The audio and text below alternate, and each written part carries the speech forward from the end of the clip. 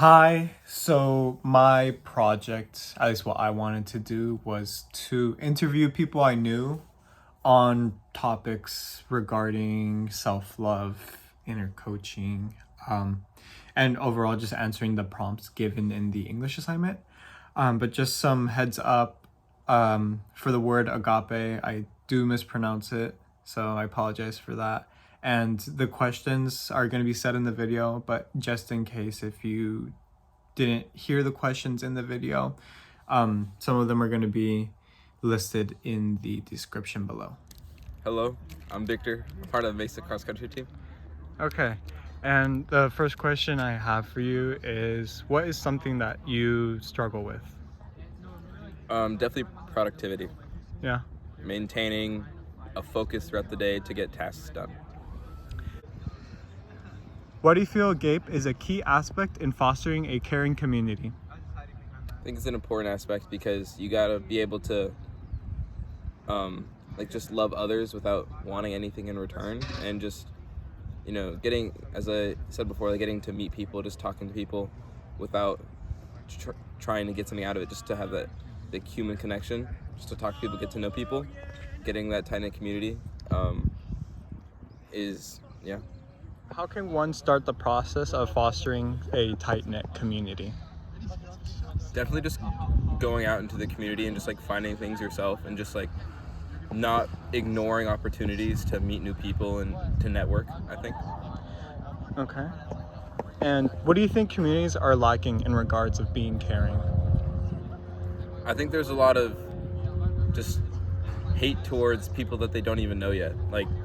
You can see something on Instagram, Facebook, or anything about the community, and you just make an assumption about those people in your neighborhood without even really getting to know them and actually meeting them in person.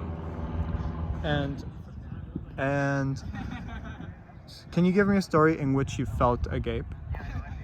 I think just my relationship with my mom. There's an unconditional love that she has for me and that I have for her, and no matter how mad we get at each other or whatever we do, we know that briefly after whatever argument, we're gonna have the unconditional love for each other, and the disagreement's not gonna last long. So, what are some actions that people can do in order to make a tight-knit community? Well, in those events and when you meet people, you can just network and just talk to people. You don't have to necessarily go into talking to people with the goal of networking, trying to get something out of it, but just that genuine human connection with other people is something that everyone needs, whether they think so or not. And just talking to people, just having a good time is how you can build that tight-knit community. Can you introduce yourself? Hi, my name is Nathan. I'm part of the San Diego Mesa track and field team. Okay. And the first question I have for you is, do you feel that the support of others makes you a better person in your life and personal goals? Absolutely. I think if you don't have the support of other people, then you need to go find a place where you can get the support of other people, because that's absolutely crucial for everyone's success. Because humans, they do good around other humans. That's human nature. When you think of thriving communities, what do you think of? I think of a community that has a strong bond, that's willing to help each other out and support each other. What are some actions people can do in real life to help create that tight-knit community? Just talk to people. You see someone, they look like they're having a hard time, or maybe they're not, just talk to them. Maybe they'll open up, or really just socialize, get to know other people, and then you'll start doing that. Hi, my name is Joseph. I run cross country and track at San Diego Mesa. So what is something that you struggle with? When it comes to both athletically and school-wise, sometimes mentally, it can be a little challenging. So there'll be times where, I'll either be a little bit down on myself or too hard, and I just got to learn to sometimes, I think, let some stuff go, and know that whatever in the past is in the past, and I can't really change that, and just to stay stronger moving forward. All right. So how can the cultivation of love and care benefit the communities? Cultivation of love and care benefits communities in multiple ways. One would definitely be feeling like you have that support group.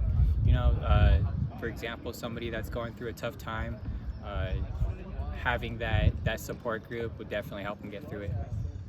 So, how does the support of others benefit you as a person? I think having these wonderful teammates uh, help me just like push forward when things get really tough because they're always there to support me, um, always there to give me advice, and I know I always have people to look to when I'm in a bad spot. So, what are some things that you can do as a person to help your community become closer? I think just not just think about yourself, but think about others. Trying to be nice to everyone that you possibly can, even if they're not nice to you or you know you don't really just see them as a friend. I think just always try to treat people how you want to be treated is the best way to go about that. My name is Jude Giolito. I am on Mesa's cross country and track teams with Eduardo. I think a big reason why there's so much disconnect between other people is because everyone just straight up assumes what other people are thinking instead of asking or getting to know them. I think a lot of people believe that their views or mindset or ideas are much more isolated than they actually are.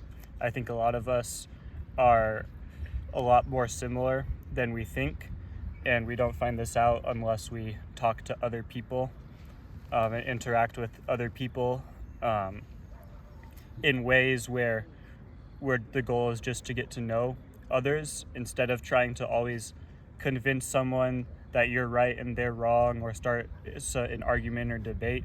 Just getting a chance to talk and learn about other people, I think, can solve a lot of problems that stem from people not knowing each other well enough.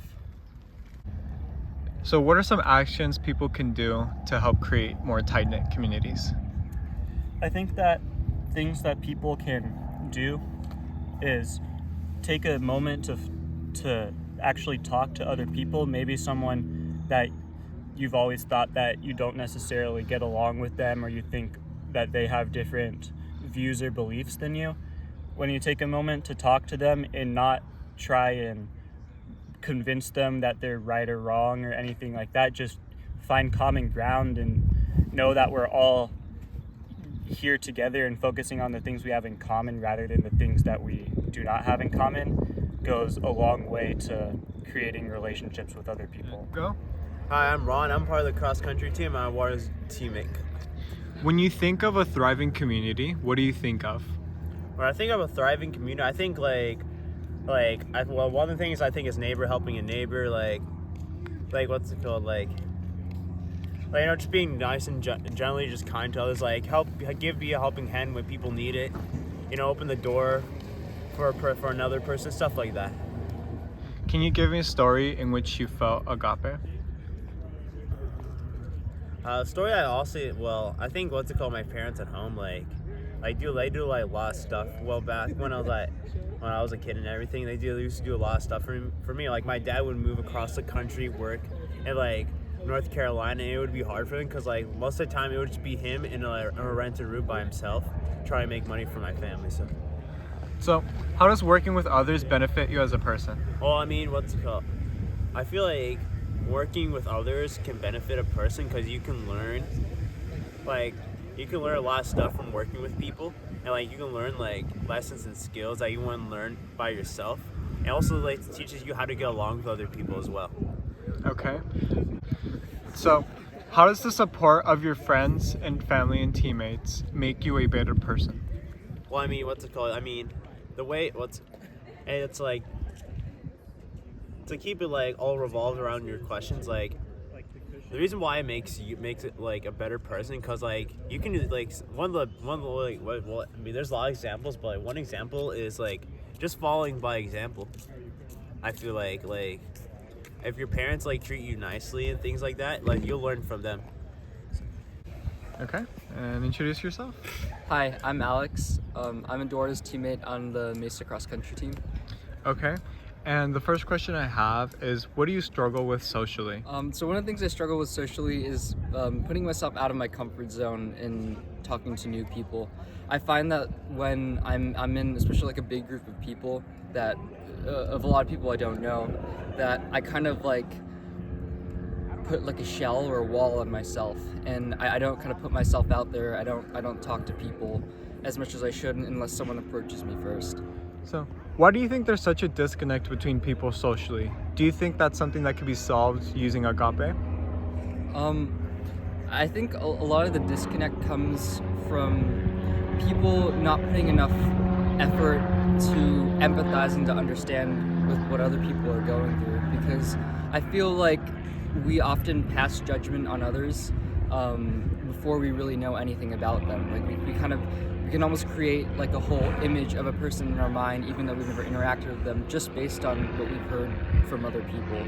And I feel like that prevents us from bonding socially, because we only have that like misconception of each other, and it keeps us from bonding. And I feel like if we approach other people with agape or with unconditional love, that mindset can allow us to really hear a person out and say like, and not say like, oh, like, why is this person doing this? Why is this person like this? But instead saying like, oh, this person is doing something maybe I don't understand, but I want to understand. I want to get to know that. And then that can kind of facilitate the social connection we're missing.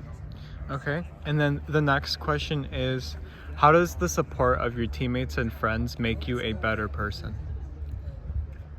Support of my teammates and friends makes me a better person by motivating me to be my best even when I don't have the personal motivation myself. Because I often find that like if I want to stay disciplined with like say running in the team, if I want to stay disciplined with health or with schoolwork or with my other responsibilities, a lot of times like you just wake up and you don't really feel like doing what you need to do to make yourself the best person you can be.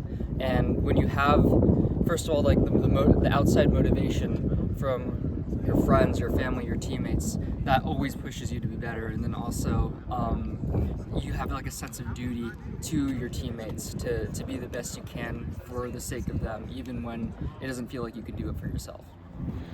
So, for the people who are watching this video, what are some actions that they can do to help create a tight-knit community using Agape or some other methods? I think people can help create a tight-knit community by kind of what I mentioned before, is that extending that like arm of understanding and love and connection, kind of like the concept of Agape, and always making sure that that we understand a person before we judge them. We always try to connect with them. We don't approach someone thinking like, oh, I don't like this person, I don't like this group of people that this person belongs to, but rather just keeping an open mind and making sure that you make an effort to connect, rather than what happens is where we might approach someone with the mindset of we want to disconnect because we're different. But in reality, I think we find that we share more about each other than we think. Okay, introduce yourself. Hi, I'm Madison Decker. I'm Eduardo's teammate and friend from cross country. Okay. And going on with this, why do you think people should care for one another? Oh, I think it's just being a good person, being a good human. You won't get anywhere in life if all you care about is yourself, and it'll be a lot more beneficial for you in the long run if you have kindness and care for other people. I think it's important just because it'll give you new relationships and opportunities, and it just makes you a better person to be around. Can you give me a story in which you felt agape? For me, I think personally it would probably be any race or just any practice that I've had with my teammates, the men and the women. Like you said, it's not like a romantic kind of love, but I love each of them for who they are and how hard they work, and everything that I do here is not just for myself, but it's for them. So I think for me, that definition goes best with being involved in athletics in this team. And what are some actual practices that one can do to practice that habit of agape? Just having selflessness and practicing being kind to everybody.